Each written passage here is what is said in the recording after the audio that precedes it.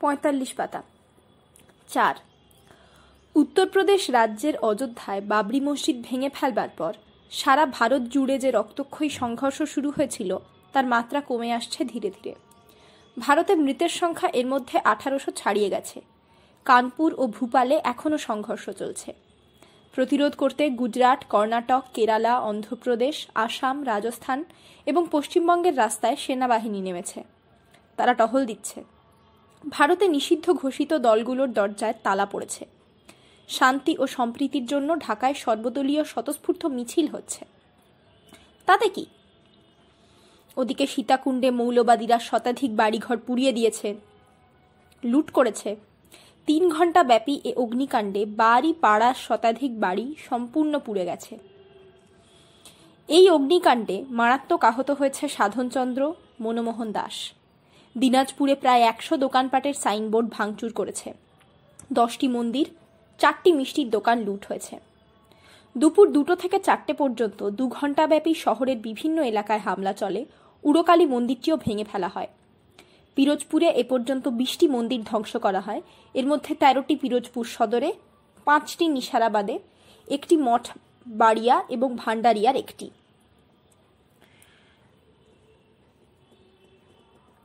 সিরাজগঞ্জেও নামাজের পর মিছিল বের হয়। ওরা ঘোষপাড়া কালীবাড়ি ও হিন্দু বাড়িতে ইট পাটকেল ছোড়ে। শাহজাদপুর থানার একটি মন্দিরে হামলা চালানো হয়, কিন্তু মূর্তিসহ মন্দিরটি ধ্বংস করা হয়। ছাগলনাইয়ায় দাঙ্গায় একজন মারাও গেছে, নাম কল্লোল বিশ্বাস। ছাগলনাইয়া থানার শুভপুর ইউনিয়নের জয়পুর গ্রামে বিশ্বাস বাড়ি, মল্লিক বাড়ি ও নন্দীবাড়িতে অতর্কিতে হামলা চলে। লুট হয় কিশোরগঞ্জের সিদ্ধেশ্বরী কালী মন্দির ও ভেঙে গুঁড়ো করে ফেলা হয়।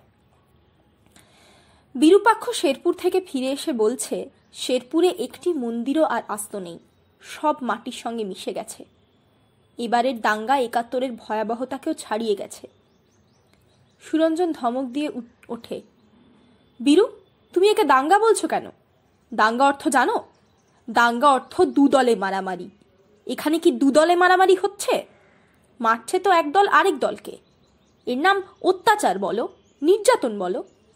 বিরূপাক্ষ মাথা নেড়ে বলে, ঠিক তাই। সুরঞ্জনের আজ খুব ফ্রেশ লাগছে।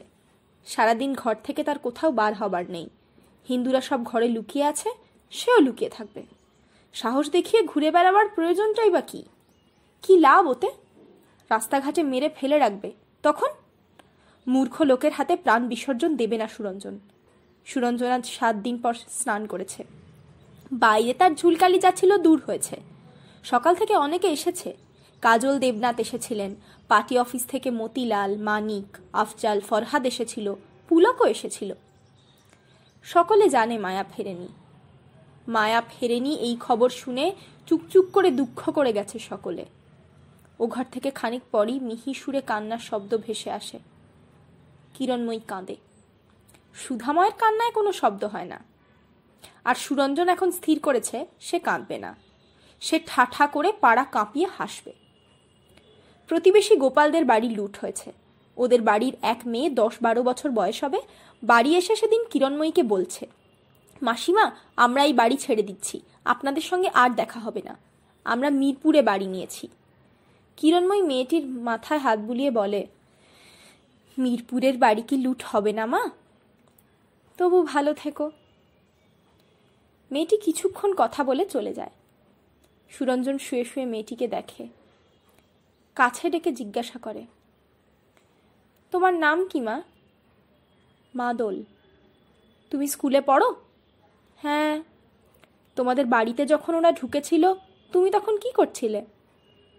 আমি বারান্দায় দাঁড়িয়ে ভয়ে চিৎকার করে কাঁদছিলাম। ওরা আমাদের বাড়ির জিনিসপত্র লুট করে যখন চলে যাচ্ছিল তখন কাঁদিস কেন বলে একটা লোক আমার গালে জোরে 2টো চড় মেরেছিল। আর কিছু করেনি? তোমাকে ধরে নিয়ে যেতে চায়নি? না। সুরঞ্জন ভাবে, মায়ার বয়স যদি আরো কিছু কম হতো অথবা আরো কিছু বেশি, তবে বোধহয় ও বেঁচে যেত। ওকে টেনে হিঁচড়ে কেউ নিত না। হায়দারও আর আসেনি এ বাড়িতে। সুরঞ্জনও যায়নি। হায়দার সম্ভবত রণে ভঙ্গ দিয়েছে। সুরঞ্জনও বুঝেছে মায়াকে খোঁজাখুঁজি করা বৃথা। মায়া যদি ফেরত আসে আসবে। সেই 6 বছর বয়সের মতো ফেরত আসবে। তা না হলে প্রকৃতি জানে অতঃপর এই সংসারের গতি কোন দিকে ঘুরবে। বন্ধুরা জানিয়ে গেছে ভোলার অবস্থা খুব খারাপ। টুঙ্গিপাড়া থানার পাটগাতি, চিঙ্গুরিয়া, কাকুইবুনিয়া, লেবুখালী ও বাসুরিয়া গ্রামে মোট 90টি ঘর আগুনে পুড়িয়ে দেওয়া হয়েছে। আফজাল বলেছে টুঙ্গিপাড়া আর শেরপুরে দাঙ্গা করিয়েছে বিএনপির এমপিরা। আওয়ামী লীগ পাশ করে এসব জায়গা থেকে আওয়ামী লীগের ওপর জনগণ যেন আর ভরসা না করে, তাই এই ষড়যন্ত্র।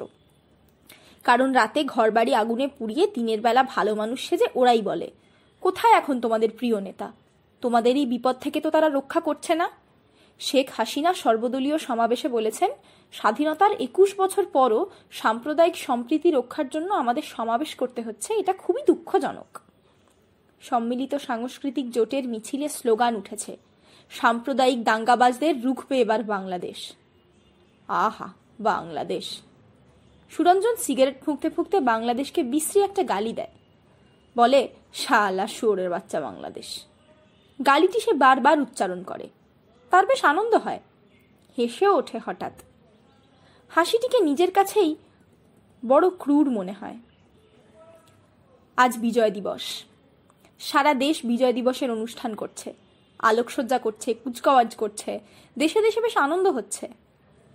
সুরঞ্জন এই আনন্দের সঙ্গে নিজের অংশগ্রহণ প্রয়োজনীয় মনে করে না। হায়দার এবার আসেনি তাকে নিতে। সম্ভবত ভেবেছে এর বাবার অসুখ, বোন অপহৃত, এ কি আর আনন্দে আগের মতো বাঁধবে? এ এখন বাতিলের খাতায়। হ্যাঁ, সুরঞ্জন এখন বাতিলের খাতায়। সে গত 2 দিন ঘুমিয়ে কাটিয়েছে, ভেতর ঘরের সঙ্গে যোগাযোগ খুব একটা করেনি। কিরণময়ীর কাছে পুলকের কাছ থেকে আনা 5,000 টাকা দিয়ে বলেছে, কাজে লাগিও। অবশ্য এ আমার রোজগারের টাকা নয়, ধার করা। কিরণময়ী নিঃশব্দে সুরঞ্জনের টেবিলে দুবেলা খাবার রেখে যায়। সুরঞ্জনের মাঝে মধ্যে রাগও ধরে, মানুষটি কি পাথর? তার স্বামী এখন পঙ্গু, তার কন্যা হারিয়ে গেছে, পুত্র থেকেও নেই, তার কেন তবু অভিযোগ নেই কারোর প্রতি? মৃত মানুষের মতো অভিযোগহীন, অনুভবহীন একটি আশ্চর্য নিথর জীবন কিরণময়ীর। সুরঞ্জন রাত 8টার দিকে আজ বাড়ি থেকে বেরোয়। একটি কাজ করবার উৎসাহ জাগে তার। সেভাবে এই কাজটি আজ করবেই। এই কাজটি না করলে তার শরীরের প্রতি লোমকূপে গোপন একটি আগুন জ্বলছে, তা নিভবে না। এই কাজটি না করলে একটি শ্বাসরুদ্ধকর জীবন থেকে সে মুক্তি পাবে না। এই কাজটি হয়তো কোনো সমস্যার সমাধান নয়, তবু এই কাজ তাকে স্বস্তি দেবে। এই কাজ করে সে তার ক্রোধ, তার ক্ষোভ, তার যন্ত্রণা কিছুটা হলেও কমাবে। সুরঞ্জন একটি রিক্সা নিয়ে বাংলাদেশ ব্যাংকের দিকে যায়। আজ নগরীতে উৎসব। শাপলা চত্বরে এসে ডানে তাকায়। ওপাশেই ইন্ডিয়ার হাই কমিশনের লাইব্রেরিটি, পুড়ে ছাই হয়ে যাওয়া বইয়ের লাইব্রেরি। সুরঞ্জনের মনও পুড়েছে এবার। সে রিক্সাকে প্রেস ক্লাবের দিকে সোজা যেতে বলে। মায়াকে ফেরত পাবার আশা সুরঞ্জন ছেড়েছে। সুধাময় আর কিরণময়ীকে জানিয়ে দিয়েছে মায়ার আশা যেন তারা আর না করে। মায়া সড়ক দুর্ঘটনায় মারা গেছে বলেই যেন তারা ভাবে। তারা কি ভাবছে সুরঞ্জন জানে না। সুধাময়ের সামনে গিয়ে একসময় সচল সক্ষম মানুষের এমন নিঃস্ব, নির্জন, অসহায় অবস্থা দেখে সুরঞ্জনের সহ্য হতে চায় না। সুরঞ্জন রিক্সাকে বার কাউন্সিলের মোড়ে থামিয়ে সিগারেট ধরায়। বেশিক্ষণ অপেক্ষা করতে হয়নি। হেঁটে হেঁটে একটি মেয়ে আসে। সুরঞ্জন ডাকে, এই। বলতেই মেয়েটি রিক্সার পাশে এসে দাঁড়ায়, হাসে। সুরঞ্জন জিজ্ঞেস করে, তোমার নাম কি? মেয়েটির বয়স 19-20 হবে। মুখে রং মাখিয়েছে, কিন্তু চেহারায় এক ধরনের সারল্য আছে। মেয়েটি হেসে বলে, পিঙ্কি। পুরো নাম বলো। শামিমা আক্তার। বাবার নাম? আব্দুল জলিল। বাড়ি? ফেনী। কি নাম জানো তোমার? শামিমা। ঠিক আছে, রিক্সায় ওঠো। শামিমা রিক্সায় উঠে রিক্সাওয়ালাকে টিকাটুলির দিকে যেতে বলে সুরঞ্জন। শামিমার সঙ্গে সারা রাস্তা সুরঞ্জন আর একটাও কথা বলে না, তার দিকে তাকিয়েও দেখে না। এই যে মেয়েটি গা ঘেঁষে বসেছে, অযথা কথা বলছে, হাসতে হাসতে ঢলে পড়তে চাইছে সুরঞ্জনের গায়ে। সুরঞ্জনকে এসব কিছুই স্পর্শ করছে না। সে খুব মন দিয়ে সিগারেট ফোঁকে। নিজের ঘরটি বাইরে থেকে তালা দিয়ে এসেছে সুরঞ্জন। সদর দরজায় ডাকাডাকি না করে তালা খুলে ঘরে ঢুকে পড়া যায়। সুরঞ্জন ঘরে ঢোকে, পেছনে শামীমাও। সুরঞ্জন আজ যা করছে সুস্থ মাথায় করছে। সে আজ কোনো রকম নেশা করেনি। তার মস্তিষ্ক কোনো রাসায়নিক পদার্থ দ্বারা আক্রান্ত হয়নি। ঘরে ঢুকে শামীমা একটু জোরে জোরেই কথা বলতে শুরু করে। সুরঞ্জন তাকে থামিয়ে বলে, চুপ, একটি কথাও নয়, একেবারে চুপ। ও ঘর থেকে কোনো শব্দ আসে না। সম্ভবত ঘুমিয়ে গেছে ওরা। অবশ্য কান পেতে রাখলে টের পাওয়া যায় সুধাময় গোঙাচ্ছে। তারা কি বুঝতে পেরেছে তাদের মেধাবী পুত্রধন ও বাড়িতে একটি বেশ্যা নিয়ে ঢুকেছে? সুরঞ্জন অবশ্য শামীমাকে কোনো বেশ্যা ভাবছে না, ভাবছে একটি মুসলমান মেয়ে। একটি মুসলমান মেয়েকে তার খুব ইচ্ছে করছে ধর্ষণ করতে। শামীমাকে ধর্ষণ করবে সে, স্রেফ ধর্ষণ। সে ঘরের বাতি নিভিয়ে দেয়। শামীমার শাড়ি কাপড় টেনে খুলে ফেলে। তার শ্বাস দ্রুত হয়। ধাক্কা দিয়ে শামীমাকে মাটিতে ফেলে তার উপর ঝাঁপিয়ে পড়ে সুরঞ্জন। এর নাম আদর সোহাগ নয়। সুরঞ্জন বুঝতে পারে সে অযথাই মেয়েটির চুল ধরে হ্যাঁচকা টান দিচ্ছে। সে মেয়েটির বুকের মধ্যে জোরে কামড় বসাচ্ছে। মেয়েটির তল পেটে, পেটে, উড়ুতে ধারালো নখের আঁচড় দিচ্ছে। মেয়েটিকে তছনছ করে সুরঞ্জন ধর্ষণ করল। মেয়েটিও সম্ভবত এমন অদ্ভুত হিংস্র খদ্দের দেখেনি যে তাকে এমন কামড়ে ছেড়ে। শামীমা কাপড় চোপড় গুটিয়ে দাঁড়ায়। সুরঞ্জন বড় শান্ত এখন। এই মেয়েটিকে এখন লাথি মেরে বাড়ি থেকে বার করে দিলে তার আনন্দ হবে। তার শ্বাস আবার দ্রুত হয়। সে গলা ধাক্কা দিয়ে মেয়েটিকে ঘরের বাইরে বার করে দেবে ভাবে। তার বারবার মায়াকে মনে পড়ছে। মায়াকে কি ওরা 7 জনই ধর্ষণ করেছে? মায়ার খুব কষ্ট হয়েছে বোধহয়। মায়া খুব চিৎকার করেছে বোধহয়। মায়ার চিৎকার কি কেউ শুনতে পায়নি? একটি প্রাণীও নয়। মায়া এই শহরের কোথায় আছে এখন? ছোট্ট একটি শহর, অথচ সে জানে না তার প্রিয় বোনটি আস্তাকুড়ে পতিতালয়ে না বুড়িগঙ্গার জলে। কোথায় মায়া? মেয়েটি সম্ভবত ভয় পেয়েছে সুরঞ্জনের আচরণে। কাপড় চোপড় দ্রুত পরে নিয়ে বলে, টাকা দেন। খবরদার, এখনই বের হ, সুরঞ্জন ধমক দেয়। শামীমা দরজার দিকে এগোয়। সে আবার করুণ চোখে তাকায় সুরঞ্জনের দিকে, বলে, 10টা টাকা হইলেও দেন। সুরঞ্জনের সামান্য মায়া হয়। দরিদ্র একটি মেয়ে, সে হয়তো আজকে টাকা দিয়ে চাল কিনবে, ভাত রেঁধে খাবে। সুরঞ্জন প্যান্টের পকেট থেকে 10টি টাকা শামীমাকে দিয়ে আবার জিজ্ঞেস করে, তুই তো মুসলমান না? হ্যাঁ। তোরা তো আবার নাম পাল্টাস। নাম পাল্টাসনি তো? না। যা। শামীমা চলে যায়। সুরঞ্জনের মনে বড় আরাম হয়। সে আর কোনো দুঃখ করবে না আজ। আজ বিজয়ের দিন। আজ সকলে আনন্দ উল্লাস করছে। 21 বছর আগে এই দিনে স্বাধীনতা এসেছিল। এই দিনে শামীমা আক্তারও এসেছে সুরঞ্জন দত্তের ঘরে। বাহ স্বাধীনতা, বাহ। শামীমাকে একবারও বলা হয়নি তার নাম। তার নাম যে সুরঞ্জন দত্ত, এ কথাটি শামীমাকে বলা উচিত ছিল। তবে শামীমাও টের পেত তাকে আঁচড়ে কামড়ে রক্তাক্ত করেছে যে মানুষ, সে একটি হিন্দু যুবক। হিন্দুরাও ধর্ষণ করতে জানে। তাদেরও হাত পা মাথা আছে, তাদেরও দাঁতে ধার আছে, তাদের নখও আঁচড় কাটতে জানে। শামীমা নিতান্তই নিরীহ একটি মেয়ে, তবু তো মুসলমান। মুসলমানের গালে এখন একটু চড় কষাতে পারলেও সুরঞ্জনের আনন্দ হয়। সারা রাত কেটে যায় ঘোরে বেঘোরে। সারা রাত কেটে যায় সুরঞ্জনের একা, ভুতুড়ে নিস্তব্ধতায়, নিরাপত্তাহীনতায়।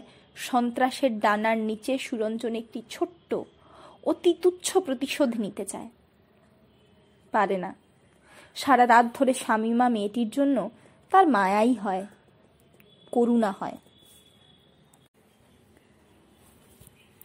পাতা 50। হিংসে হয় না, রাগও হয় না। যদি নাই হয় তবে আর প্রতিশোধ কিসের? তবে এ তো এক ধরনের পরাজয়।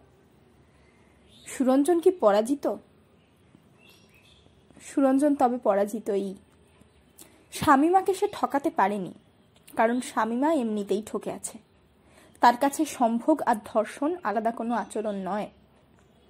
সুরঞ্জন কুঁকড়ে যেতে থাকে বিছানায়, যন্ত্রণায়, লজ্জায়। গায়ের লেপখানা সে ফেলে দেয় মেঝে। বিছানার চাদর দলা পাকিয়ে আছে। সুরঞ্জন ময়লা তোষকের উপর হাঁটুর কাছে মাথা নামিয়ে এসে কুঁকড়ে শুয়ে থাকে।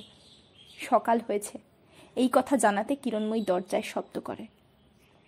সুরঞ্জন কথা বলে না, তার খুব প্রস্রাবের বেগ হয়, তবু উঠতে ইচ্ছে করে না। কিরণময়ী চা নিয়ে এসেছে। সকালে 2 কাপ চা বানাতে হয়, 1 কাপ সুরঞ্জনের। সুধাময় আর মায়া কখনো চা খায় না, আর 1 কাপ কিরণময়ীর। সুরঞ্জন জানিয়ে দেয় সে চা খাবে না, সে উঠে স্নান করবে, তার জন্য যেন গরম জল দেওয়া হয় বাথরুমে। কিরণময়ী অগত্যা জল গরম করে। সুরঞ্জন বিছানা ছাড়ে সকাল 10টায়। তার চা নাস্তা ঠান্ডা হয়ে পড়ে থাকে রান্নাঘরে।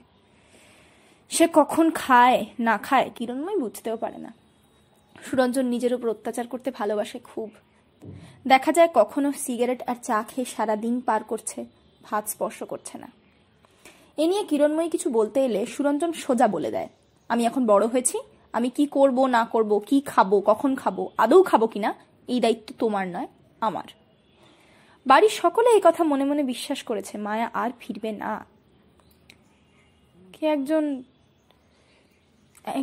কে একজন সেদিন বাড়িতে এসে খবর দিয়ে গেছে, গেন্ডারিয়া লোহার পুলের নিচে মায়ার মতো একটি মেয়েকে ভেসে থাকতে দেখা গেছে। থানায় জিডি এন্ট্রি করেছে সুরঞ্জন। সন্দেহের লোক হিসেবে রফিক নামের একটি ছেলের কথা বলেছে। থানার লোকেদের দেখে মনে হয়নি এ কাজে তারা অগ্রসর হবে, কারণ যখন নাম জিজ্ঞেস করছিল সুরঞ্জন চটপট বলল, নাম সুরঞ্জন দত্ত। ও। থানার ওসি মুখের দিকে তাকিয়ে ঘাড়খানা ওপর নিচে এমন দোলালেন যে তিনি বুঝে ফেলেছেন এটি কেবলই লেখার লেখা। সুরঞ্জন সকালে টুথব্রাশে পেস্ট নিয়ে বাইরের বারান্দায় দাঁড়ায়। গতকাল বিজয় দিবস গেল। একসময় এই দিবস পালন করবার প্রস্তুতি 1 মাস আগে থেকে নেওয়া হতো। সুরঞ্জন উদিচিতে গান গাইত, গণসঙ্গীতের গলা তার ভালো, বেশ ভরাট, গমগম করে। আর এবার তার বিজয় দিবস পালন সবচেয়ে অন্যরকম। সুরঞ্জন গত রাতের বিজয় উদযাপনের কথা ভাবছে, এমন সময় দেখে হায়দার হাঁটছে রাস্তায়। সুরঞ্জনকে দেখে সে সম্ভবত ভদ্রতাবশত দাঁড়ায়, এগিয়ে আসে, জিজ্ঞেস করে, কেমন আছো? সুরঞ্জন দাঁত মাজতে মাজতেই বলে, ভালো। এরপরই মায়ার প্রসঙ্গ উঠবার কথা, কিন্তু হায়দার সে প্রসঙ্গ তোলে না। সে রেলিংয়ে হেলান দিয়ে দাঁড়ায়, বলে গতকাল শিবিরের লোকেরা রাজশাহী বিশ্ববিদ্যালয়ের জোহা হলে যে গণকবরের স্মৃতিফলক ছিল তা ভেঙে দিয়েছে। গণকবর মানে? সুরঞ্জন জিজ্ঞাসা করে। গণকবর মানে তুমি জানো না? হায়দার অবাক চোখে তাকায় সুরঞ্জনের দিকে। সুরঞ্জন মাথা নাড়ে, না সে জানে না। হায়দার অপমানিত হয়, অনেকক্ষণ মাথা নিচু করে চুপচাপ দাঁড়িয়ে থাকে। একসময় সে বলে, চলি। ও পারভিন এখন এখানে, ওর ডিভোর্স হয়ে গেছে। সুরঞ্জন শোনে, বিনিময়ে কিচ্ছু বলে না। পারভিনের ডিভোর্স হওয়াতে তার কোনো কষ্ট হয় না, বরং মনে হয় বেশ হয়েছে, মজা বোঝো, হিন্দুর কাছে বিয়ে দাওনি, মুসলমানের কাছে দিয়েছ, এখন কেমন? পারভিনকে সে মনে মনে একবার রেপ করে। এই সকালে দাঁত মাজা অবস্থায় রেপ তেমন স্বাদের হয় না, তবু মনে মনে রেপের স্বাদ থাকে। শিবিরের লোকেরা গণকবরের স্মৃতিফলক ভেঙে দিয়েছে। ভেঙে দিক, শিবিরের লোকের হাতে এখন অস্ত্র, অস্ত্র তারা কাজে লাগাচ্ছে, তাদের কে বাধা দেবে? ধীরে ধীরে একদিন তারা ভেঙে ফেলবে অপরাজেয় বাংলা, ধোপার্জিত স্বাধীনতা, ভেঙে ফেলবে সাবাস বাংলাদেশ, জয়দেবপুরের মুক্তিযোদ্ধা। এতে কে বাধা দেবে? 2-1টা মিছিল মিটিং হবে, জামাত শিবির যুব কমান্ডারের রাজনীতি বন্ধ হোক বলে স্লোগান উঠবে। প্রতিবাদের ব্যাপার নিয়ে বিভিন্ন প্রগতিশীল দলগুলো রাস্তায় নেমে চিৎকার করবে। এতে কি হবে? সুরঞ্জন মনে মনে বলে, কচু হবে। সুধাময় এখন উঠে বসতে পারেন। পেছনে বালিশ রেখে বসে শব্দহীন বাড়িটির শব্দ শোনেন। সুধাময়ের মনে হয় এ বাড়িতে সবচেয়ে বেশি বেঁচে থাকবার স্বাদ ছিল মায়ার। মায়া দাদার খবর পেয়ে নিজেই নিরাপদ জায়গায় চলে গিয়েছিল। আসতে হলো সুধাময়ের জন্যই। সুধাময়ের এই দুর্ঘটনাটি না ঘটলে মায়াকে আসতে হতো না, নিখোঁজও হতে হতো না। সুরঞ্জনকে অনেকদিন পর কাছে ডাকেন সুধাময়, পাশে বসতে বলেন। বন্ধ জানলাগুলোর দিকে তাকিয়ে দীর্ঘশ্বাস ফেলে বলেন, দরজার জানলা বন্ধ করে থাকতে বড় লজ্জা হয়। সুরঞ্জনের বলার কিচ্ছু থাকে না। সে উদাসীন তাকিয়ে থাকে শূন্য ট্রলির দিকে। এই ট্রলিতে টেলিভিশনটা ছিল, নিয়ে গেছে। কিরণময়ী গোপনে সোনা জমাতো। সম্ভবত মাসির কাছে কিরণময়ী শিখেছিল অল্প অল্প করে কিছু জমিয়ে রাখতে, ভবিষ্যতে কাজ দেবে ভেবে। কিরণময়ীর যক্ষের ধনে হাত পড়েছে এবার। এই সম্পদটুকু নিয়ে কামালের বাড়ি উঠেছিল বলে সে যাত্রা রক্ষা পায়। অবশ্য এ বাড়ির জিনিসপত্র ঘরের বাইরে বের করে কারা যেন পুড়িয়ে দিয়েছিল। কিন্তু এবার কিরণময়ীকে শূন্য করে দিয়েছে এদেশের সুযোগ্য সন্তানেরা। সুধাময় বলে, তোর জন্য আমার বড় দুশ্চিন্তা হয়। কেন? তোকে না আবার কবে মেরে ফেলে, রাত করে ঘরে ফিরিস, যখন তখন বাইরে বেরিয়ে যাস। কাল হরিপদ এসেছিল, ভোলায় নাকি খুব খারাপ অবস্থা। হাজার হাজার লোক এখন আকাশের নিচে বসে আছে। মাইলের পর মাইল হিন্দু জেলেদের ঘর পুড়িয়ে দিয়েছে। মানিকগঞ্জের একটি মন্দিরও অক্ষত নেই। গ্রামগুলোর হিন্দু ঘর সব পুড়িয়ে দিয়েছে, মেয়েদের অবাধে রেপ করেছে। সুরঞ্জন হেসে বলে, এসব কি নতুন খবর? নতুন খবর হয়তো নয়, কিন্তু তোকে নিয়ে যে বড় ভয় সুরঞ্জন। আমাকে নিয়েই ভয়? কেন, তোমাকে আর মাকে নিয়ে ভয় নেই? তোমরা হিন্দু নও? আমাদের আর কি করবে? তোমাদের মুন্ডু কেটে বুড়িগঙ্গায় ভাসিয়ে দেবে। এখনো চেনোনি এদেশের লোককে। হিন্দু পেলে ওরা নাস্তা করবে, বুড়ো ছেলে মানবে না। জেনারেলাইজ করছিস কেন? এদেশের মানুষ কি রাস্তায় নামছে না, প্রতিবাদ করছে না? কাগজে তো বিস্তর লেখালেখিও হচ্ছে। এসব করে ছাই হবে। এসবও হচ্ছে ওদের ষড়যন্ত্র। দা কুড়োল নিয়ে নেমেছে একদল, তাদের বিরুদ্ধে হাত উঁচিয়ে ক্ষীণ স্বরে শহর প্রদক্ষিণ করলে দা কুড়োলের ধার কিছু কমবে? সুরঞ্জন অনুমান করে এই দেশ একদিন ইসলামিক রাষ্ট্রে পরিণত হবে। গণপ্রজাতন্ত্রী বাংলাদেশ সরকার নামটি উঠে যাবে। দেশে বিরাজ করবে শরীয়তি আইন। মেয়েরা বোরখা পরে রাস্তায় বেরোবে, টুপি দাড়ি পাঞ্জাবিওয়ালা লোক বেড়ে যাবে দেশে। দেশে স্কুল কলেজের বদলে সৈন্যে সৈন্যে বাড়বে মসজিদ মাদ্রাসা, সংখ্যালঘুদের নীরবে ধ্বংস করে ফেলা হবে। সুরঞ্জন ভেবে শিউরে ওঠে। সুধামার চুলে একদিন আরও পাক ধরেছে। গলা ভেঙে গেছে, গাল ভেঙে গেছে, স্বাস্থ্য প্রায় অর্ধেকে নেমে এসেছে। সুধাময় বলতে চান, এখনো তো অন্যায় অনাচারের বিরুদ্ধে মানুষ কথা বলছে। এই শক্তিটি কি সব দেশে আছে? প্রতিবাদ করার অধিকার। ৭১ থেকে কুনো ব্যাঙের মতো ঘরে বসে আছেন সুধাময়। আন্দোলন দেখলেই, প্রতিবাদ প্রতিশোধের শব্দ শুনলেই ঘরে এসে দরজায় খিল দিতে হয়, কারণ তার বেলা রিস্ক বেশি। মুসলমানরা অসংকোচে দাবি আদায়ের স্লোগান দিতে পারে, হিন্দুরা তা পারে না। হিন্দুকে বেশি মারমুখো হতে দেখলে বিরুদ্ধ শক্তি তা সহ্য করবে না। আহমদ শরীফ মুরতাদ ঘোষণা করেও বাঁচিয়ে রাখা যায়, কিন্তু সুধাময় একটু উল্টো সিধে কথা বললেই কাতল হয়ে যেতে হয়। সুধাময় অনেক দিন পর সুরঞ্জনের কাঁধে হাত রেখে বলে, মায়াকে কি কোথাও পাওয়া যাবে না খুঁজে? জানি না। কিরণময়ী তো সেই থেকে একটি রাতও ঘুমোয় না, আর ওর সবচেয়ে বেশি চিন্তা এখন তোকে নিয়ে। তোর কিছু হলে, মরে গেলে মরে যাব, কত লোকই তো মরছে। দিনে 4 বেলা নিজের হাতে কিরণময়ী আমার হাত পায়ের এক্সারসাইজ করিয়ে জোর ফিরিয়ে আনছে। দাঁড়াতে না পারলে রোগী দেখাও তো সম্ভব নয়। 4 মাসের বাড়ি ভাড়া বাকি। তুই একটা চাকরি বাকরি, আমি পরের গোলামি করব না। সংসারটা আসলে, আমাদের সেই জমিদারিও তো নেই আর। গোলা ভরা ধান, পুকুর ভরা মাছ, গোয়াল ভরা গরুর স্বাদ আমরা পেয়েছি। তোদের কালে ছিল অভাব দেখলি।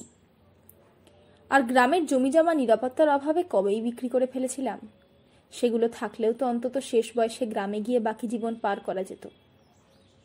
সুরঞ্জন ধমকে ওঠে, অশিক্ষিতের মতন কথা বলছো কেন? গ্রামে গিয়েই বা তুমি বাঁচতে পারতে নাকি?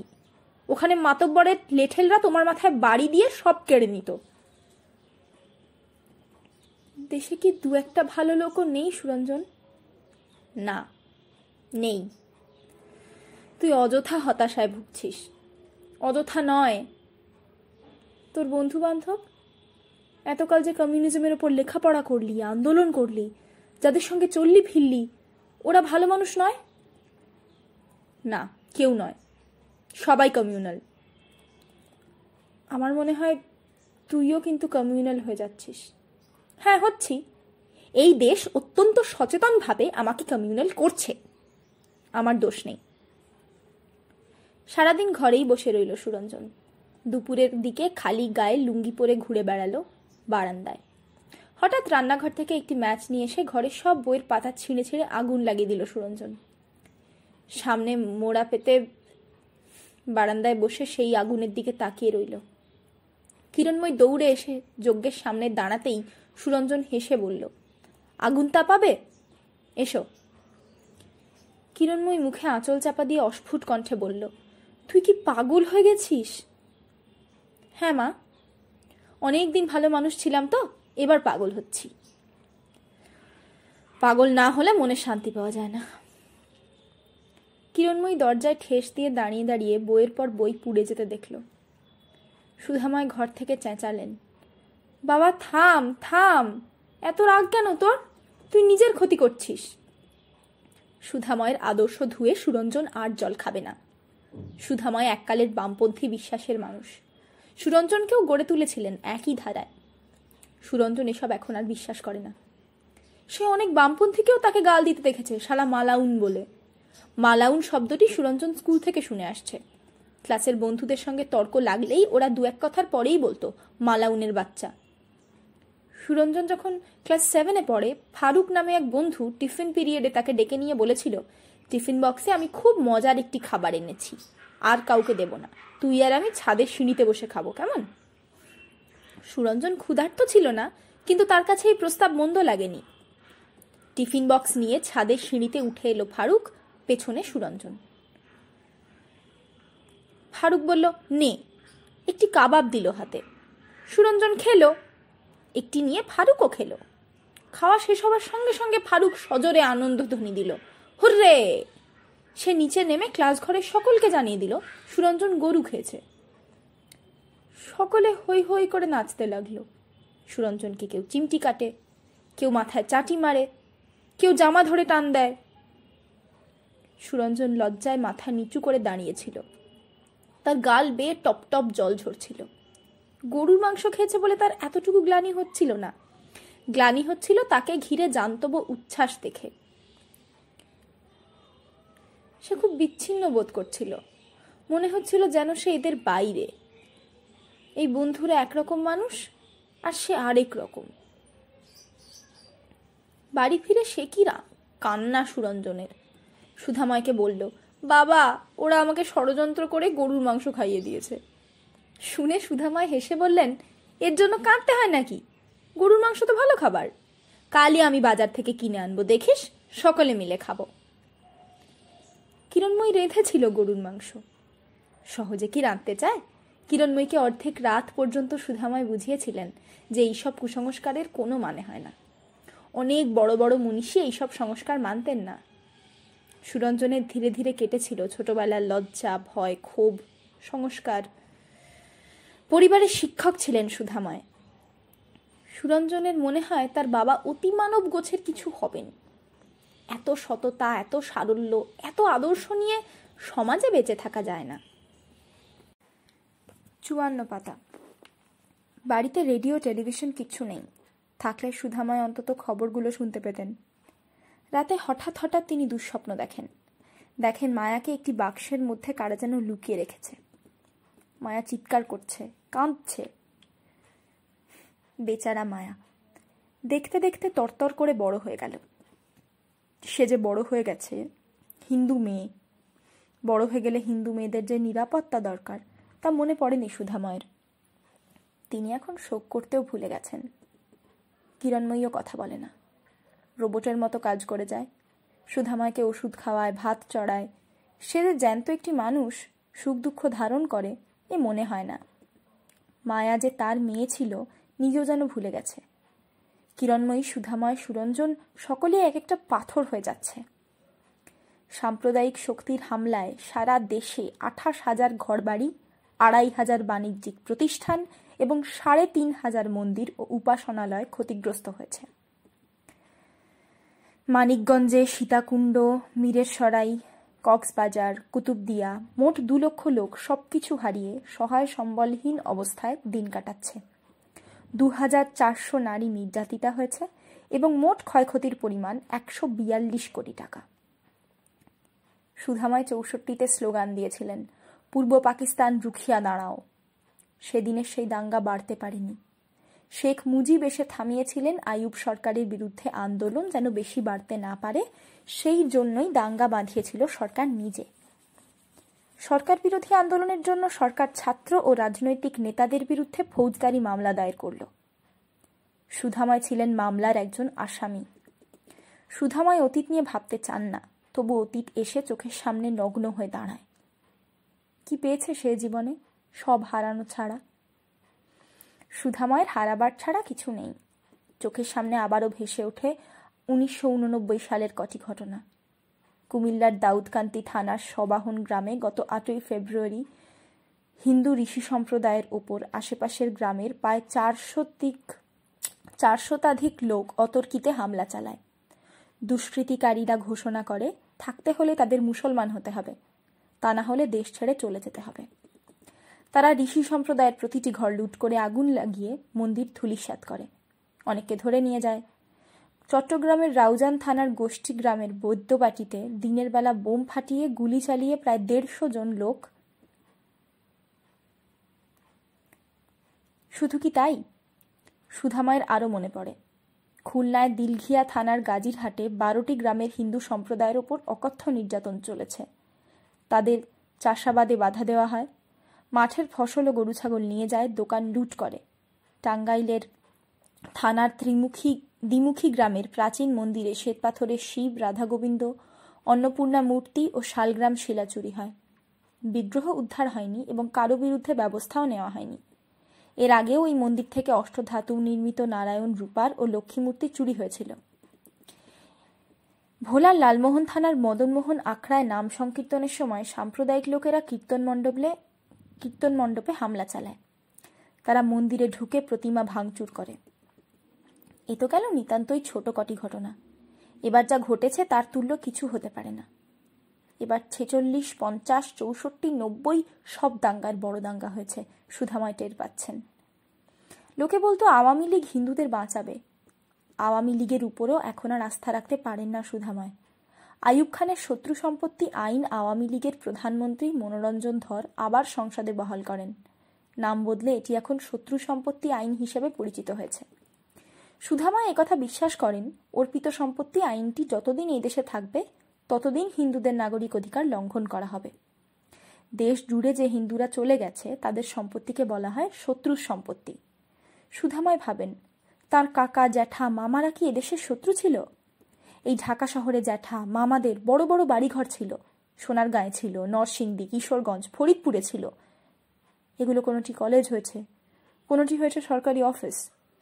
অনিল কাকার বাড়িতে ছোটবেলায় অনেক দিন বেড়াতে এসেছে সুধাময়। অনিল কাকা সুধাময়কে ঘোড়ার গাড়ি চড়াতেন। রামকৃষ্ণ মিশন রোডে মস্ত বড় এক বাড়ি ছিল অনিল কাকার, 10টি ঘোড়া ছিল বাড়িতে। সুধাময় 2 চোখ ভরে অনিল কাকার প্রাচুর্য দেখতেন। সুধাময় দত্ত এখন টিকাটুলির একটি 2 রুমের অন্ধকার স্যাঁতস্যাঁতে ভাড়া বাড়িতে দিন কাটান, অথচ কাছেই নিজের কাকার বাড়ি এখন সরকারের নামে। অর্পিত সম্পত্তি আইন বদল হয়ে সম্পত্তি উত্তরাধিকার অথবা স্বগোত্রে অর্পিত হলে অনেক হিন্দুর দুর্দশা ঘুচত। সুধাময় এই প্রস্তাবটি অনেককে করেছিলেন, কাজ হয়নি। জানেন তার এই বেঁচে থাকবার কোনো অর্থ হয় না। তিনি এখন এই বিছানায় নিঃশব্দে মরে গেলে কারো কোনো ক্ষতি হবে না, বরং নিরন্তর রাত্রি জাগরণ এবং সেবা শুশ্রূষার দায়িত্ব থেকে বাঁচবে কিরণময়ী। আর সুরঞ্জন, প্রখর মেধার প্রাণবান মানুষটি যে নিজেই বিষহারা মন্ত্রের কাজ করত, সে এখন নিজেই পান করছে বিষ। ও যেন কেমন নীল হয়ে যাচ্ছে, সুধাময় বোঝেন। সুরঞ্জনে ঘরে কম আসে, কথা কম বলে, তবু তার ও ঘরে নিঃশব্দে শুয়ে থাকা, বই পোড়ানো, মুসলমানদের গালাগাল, গভীর রাতে মেয়ে নিয়ে ঘরে ঢোকা, তার সঙ্গে চিৎকার করে কথা বলা, বন্ধু বান্ধবদের সঙ্গ অ্যাভয়েড করা। সুধাময় বোঝেন সুরঞ্জন আসলে অভিমান করেছে খুব। সংসার, সমাজ, রাষ্ট্র সকল কিছুরই ওপর তীব্র অভিমান করে সে নিজেকে পোড়াচ্ছে হীনমন্যতার অন্ধ আগুনে। সেদিন মানিকগঞ্জ থেকে সুধামায়ের এক আত্মীয় এসেছিল, ননীগোপাল নামে। সুধামায়ের এক লতায় পাতায় দাদা হয়। তার বউ ললিতা এসেছিল 2 ছেলে মেয়ে নিয়ে। বলল, সুধামায়দা, এই দেশে আর থাকছি না, মেয়ে বড় হয়েছে, ভয় লাগে কখন কি হয়। ললিতা মায়ার খবরটা জানত না, সুধামায় জানাননি। কিরণময়ীও মায়া সম্পর্কে 2 শব্দ উচ্চারণ করেনি। যেন মায়া আছে, বাড়ুদের বাড়ি, ফিরে আসবে। আসলে বাড়ির সকলের গোপনে গোপনে এই আশা থেকেই গিয়েছে যে ধর্ষিতা, নির্যাতিতা, ক্ষতবিক্ষত মায়া একদিন ফিরে আসবে। ললিতা তার বড় মেয়ে অঞ্জলির নিরাপত্তার জন্য সিদ্ধান্ত নিয়েছে চলে যাবে। কিন্তু সুধামায়ের মাঝে মধ্যে এও মনে হয়, চলে গেলে কি কিছু লাভ হবে? এই দেশের রয়ে যাওয়া হিন্দুরা সংখ্যা যদি আরও কমে যায়, তবে ওদের উপর অত্যাচার আরও বাড়বে। লাভ হবে যে যাবে তার, নাকি যারা থেকে যাবে তাদের? সুধামায় অনুমান করে, লাভ কারণ নয়, ক্ষতি সকলের। ক্ষতি দরিদ্রের, ক্ষতি সংখ্যালঘুদের। এতকাল পর সুধামায়ের মনে হয় যে কিরণময়ীর উপর তিনি আসলে অন্যায় করেছেন খুব। কিরণময়ী সুন্দরী, শিক্ষিত, রুচিবান পরিবারের মেয়ে। তাকে ধ্বংসের দিকে দ্রুত এগিয়ে যাওয়া একটি সংসারে ঢুকিয়ে পুরো 21 বছর বঞ্চিত করেছেন। সুধামায় নিজের স্বার্থই বড় করে দেখেছেন, নয়তো তার বলা উচিত ছিল, কিরণময়ী, তুমি বিয়ে করো, আবার সংসার করো। কিরণময়ী কি চলে যেত? মানুষের মন তো, চলে যেতেও পারত। এইভাবে সুধামায় কিরণময়ীর কাছাকাছি থেকেছেন বেশি। বন্ধুবান্ধবকে বাড়িতে খুব একটা ডাকতেন না। কেন ডাকতেন না? সুধামায় তার অসুস্থ শয্যায় নিজের দুর্বলতাকে নিজেই আঙুল তুলে দেখিয়ে দেন। বলেন, সুধামায়, তুমি যে নির্বান্ধব হয়ে যাচ্ছিলে ক্রমশ, ইচ্ছে করেই হচ্ছিলে। যেন তোমার বাড়িতে তোমার বন্ধুদের আড্ডা বসলে কিরণময়ীর আবার কোনো সক্ষম পুরুষকে যদি পছন্দ হয়ে যায়। কিরণময়ীর জন্য সুধামায়ের ভালোবাসা এবং বন্ধন এত তীব্র হয়ে উঠবার পিছনে ছিল স্বার্থপরতা। যেন এই তীব্রতা দেখে কিরণময়ী ভাবে যে এই ভালোবাসা ছেড়ে তার কোথাও যাওয়া উচিত না। কেবল ভালোবাসায় কি মন ভরে? আজ এতকাল পর সুধাময়ের মনে হয়, শুধু ভালোবাসায় মানুষের মন ভরে না, আরও কিছুর প্রয়োজন হয়। হায়দারের মা একসময় খুব আসতো বাড়িতে। হায়দারের ভাই বোনরাও আসতো, শফিক আহমেদের স্ত্রী ছেলেমেয়েরা। কিরণময়ী সামাজিকতা ভালো জানত। পাড়াপড়শি অথবা চেনা পরিচিত কেউ এলে চা বসাতো, চা খাওয়াতো, দুপুর বা রাত হলে ভাত মাছও খাওয়াতো। ধীরে ধীরে সুধাময় লক্ষ্য করেছেন হায়দারের মা বোনরা আর আসে না। শফিক সাহেবের বাড়ি থেকেও কেউ অনেকদিন এদিকে পা বাড়ায় না। কিরণময়ী একদিন বলেছিল, শফিক আহমেদের স্ত্রী আলেয়া বেগম নাকি তাকে বলেছিলেন, বৌদি, আপনাদের কোনো আত্মীয় টাত্মীয় থাকে না ইন্ডিয়ায়? থাকে, আমার প্রায় সব আত্মীয়ই তো ওখানে। কিরণময়ী বলল, তবে আর এখানে পড়ে আছেন কেন? নিজের দেশ তো, তাই। আলেয়া বেগমও যেন একটু অবাক হয়েছিলেন, কারণ কিরণময়ীও যে দেশ এটি তা যেন তিনি প্রথমে অনুধাবন করেছিলেন। আলেয়া যত জোর দিয়ে বলেন এটি আমার দেশ, কিরণময়ীর তত জোর কি মানায়?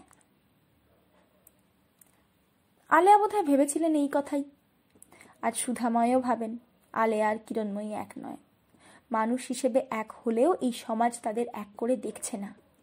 এই সমাজ মৌলবাদীদের দখলে চলে যাচ্ছে দিন দিন।